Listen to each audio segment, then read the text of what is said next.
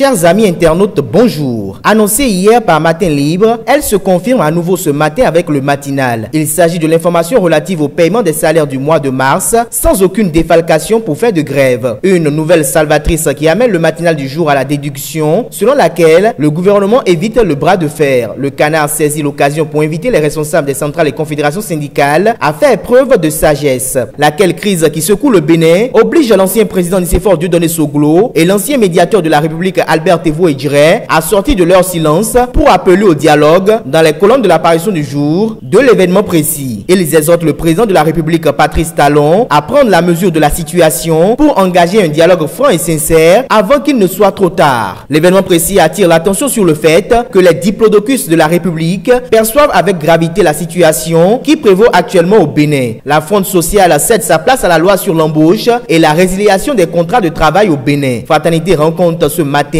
d'une décision de la Cour constitutionnelle rendue à cet effet qui indique que le président de la République Patrice Talon n'a pas violé la Constitution et le secrétaire général de la COSI Bénin a été débouté. En effet, le recours en inconstitutionnalité contre la promulgation de la loi numéro 2017-05 fixant les conditions et la procédure d'embauche, de placement de la main-d'œuvre et de résiliation de contrats de travail au Bénin, introduit par Noël Chadaré, n'a pas prospéré au niveau de la Cour constitutionnelle. Pour Noël Chadaré et ses pairs, la promulgation de la dite loi est assortie d'une condition suspensive, mais la Cour des 7 sages fait observer que le seul obstacle à la promulgation d'une loi reste la déclaration de non-conformité à la Constitution. Donc c'est à bon droit que le président de la République a procédé à la promulgation de la loi mise en cause. De la Cour des 7 sages, rendons-nous au tour administratif où s'est tenue une importante séance de travail visant à bannir de la société béninoise les crimes rituels. L'événement précis constate que le gouvernement du président Patrice Talon est sorti de son mutisme face aux crimes rituels, sacrifices humains et crimes crapuleux qui ébranlent la quiétude des Béninois depuis un moment. C'est à travers une séance de travail animée par le ministre de la Justice, celui de l'Intérieur et celui de la Défense, en collaboration avec le pouvoir judiciaire, la police républicaine, les rois et têtes couronnées, venus nombreux à cette rencontre. Selon l'événement précis, le préfet du département du littoral Modeste Toboula, au nom des préfets des différents départements représentés, a resitué les responsabilités et précisé que l'autorité préfectorale sévira avec la dernière rigueur. Il compte collaborer avec les dignitaires des cultes traditionnels pour juguler le phénomène à travers une guerre farouche contre la cybercriminalité. Ceux qui sont déjà appréhendés et ceux qui le seront vont subir la rigueur de la loi, a déclaré Modeste Toboula. Toujours au sujet des crimes crapuleux et sacrifices humains, au nom du Vaudou Kenessi, Kinikini rapporte que le ministre de l'Intérieur Saka Lafia a laissé entendre que toute divinité qui demande du sang humain doit être brûlée. Kinikini remarque que le gouvernement est décidé à mettre fin aux crimes rituels devenus récurrents au Bénin et perpétrés aussi bien par des Rounon dignitaires de culte vaudou que par des cybercriminels de plus en plus versés dans des pratiques occultes